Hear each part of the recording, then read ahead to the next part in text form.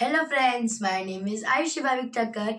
Welcome back to Guru Kripa channel. Today in this video, we are going to discuss the disorder of chapter number 15, the body fluids and the circulation. So the first disorder is the hypertension or high blood pressure. Normally, our blood pressure is 120 over 80 mm of a Hg.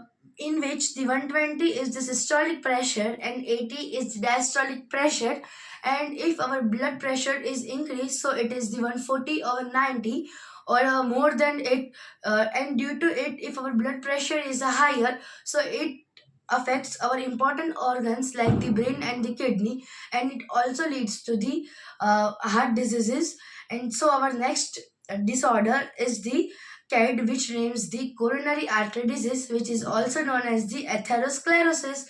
So normally, the artery which supplies the blood to the heart is known as the coronary artery, and when there is the deposition of the fat, calcium, cholesterol, and the fibrous tissues in the coronary artery, that disease is known as the CAD, coronary artery disease. So, in this disease, due to the deposition of these items, there is an insufficient supply of the oxygen to the heart.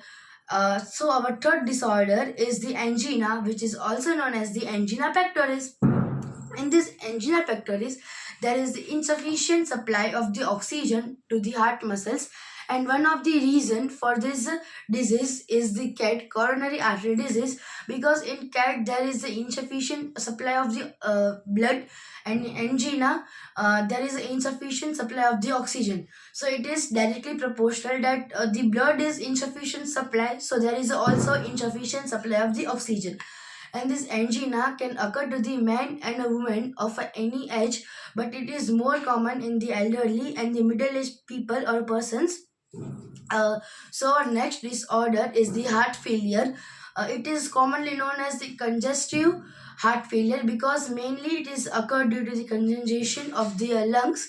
And now heart attack. So heart attack and the heart failure are the both different things.